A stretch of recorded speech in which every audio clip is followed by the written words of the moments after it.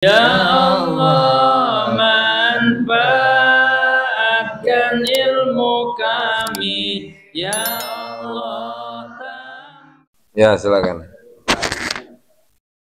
Kalau masalah menggadai kita gade barang itu barang yang digade itu kita pakai itu hukumnya gimana tuh Pak?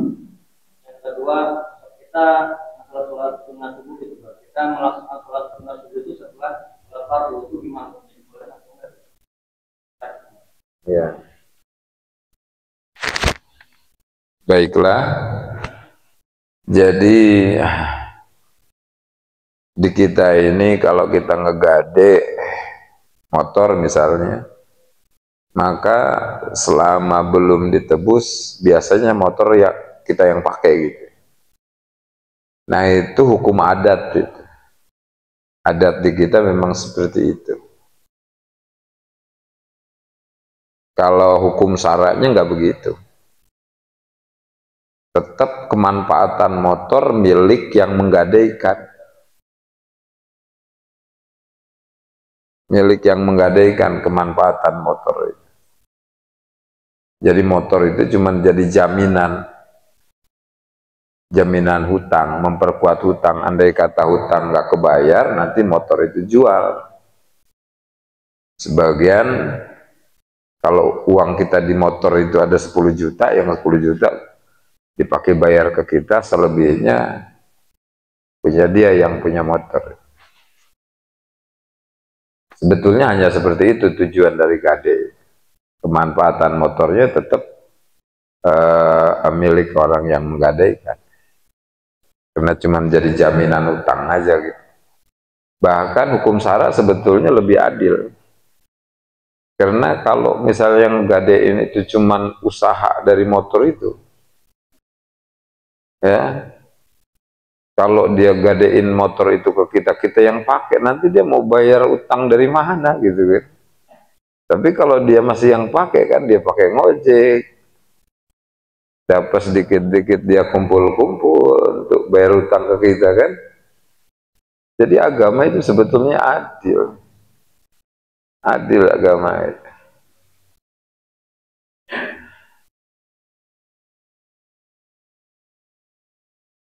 Kecuali kalau misalnya yang punya motor itu banyak dia motornya.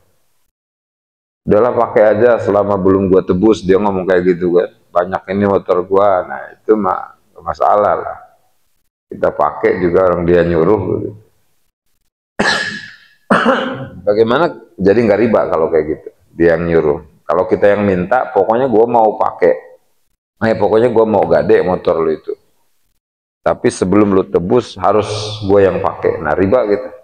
Karena mengambil kemanfaatan dari menghutangkan. Kullu qardin jaro manfaatan bahwa riba, seluruh orang yang mengambil kemanfaatan dari menghutangkan itu riba. Nah, bagaimana kalau kita nggak minta supaya pakai motor itu? Terus yang punya motor juga nggak ngomong selama motor belum ditebus gitu kan, boleh kita pakai, nggak ngomong kayak gitu. Cuman ngikuti hukum adat aja, hukum adat yang berlaku di daerah kita. Karena hukum adat yang berlaku di daerah kita, motor gadean itu dipakai oleh orang yang ngegade. Jadi kita udah maklum, dia juga udah maklum karena sudah adat kan. Nah, itu gimana? Apakah riba atau tidak? Nah, ini ikhtilaf ulama dua kaul. Menurut Imam Qofal, al-adatul muttaridatu fi nahyatin tunazzalu manzilata syarti. Adat yang berlaku di satu daerah itu ditempatkan dalam tempat perjanjian. Jadi walaupun kita nggak pakai perjanjian, sama dengan pakai perjanjian. Berarti riba. Tapi ada kaul kedua, kaul Imam Nawawi, kata Imam Nawawi, al-adatul muttaridatu fi nahyatin la tunazzalu manzilata syartin. Adat yang berlaku di satu daerah itu tidak ditempatkan dalam tempat perjanjian, berarti nggak riba. Jadi artinya muhtalaf alaih lah. Menurut satu kaul riba, menurut satu kaul lagi enggak.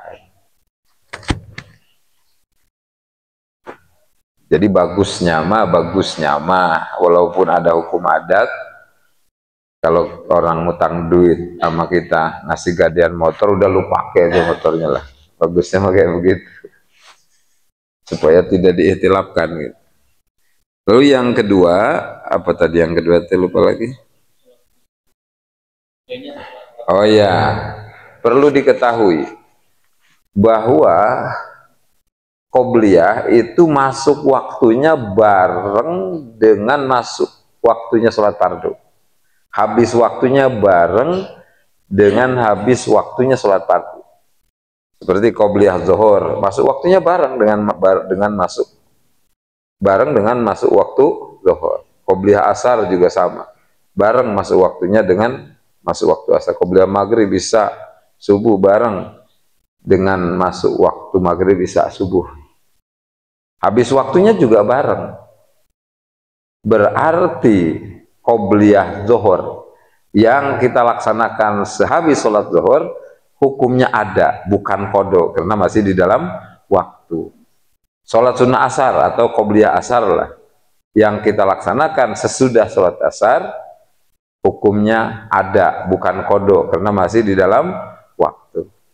Qobliyah maghrib yang kita laksanakan sesudah sholat maghrib, hukumnya ada, bukan qada, karena masih di dalam waktu. Qobliyah isya yang kita laksanakan sehabis isya, hukumnya ada, bukan qada, karena masih di dalam waktu. Qobliyah subuh atau sholat sunnah subuh yang kita laksanakan sesudah sholat subuh, hukumnya ada, bukan qada, karena masih di dalam waktu. Beda dengan ba'diyah. Kalau ba'diyah mah masuk waktunya itu kalau kita sudah melaksanakan sholat fardu. Kalau belum melaksanakan sholat fardu, belum masuk waktu ba'diyah buat kita. Jam 2 siang belum sholat zuhur kita. Buat kita belum masuk waktu ba'diyah. Tapi buat si Zaid yang sudah sholat zuhur, udah masuk waktu ba'diyah. Al-hukmu yakhtalifu biikhtilafil ashkhas, hukum beda-beda dengan beda-bedanya orang. Buat orang yang sudah sholat zuhur mah udah masuk waktu ba'diyah. Tapi buat kita yang belum sholat zuhur, belum masuk waktu ba'diyah. Jadi sholat sunnah subuh yang dilaksanakan habis sholat subuh itu jatuh kepada ada, bukan qada, dan tidak haram. Tidak haram ya. Tidak haram, nggak apa, boleh. Wallahu a'lam.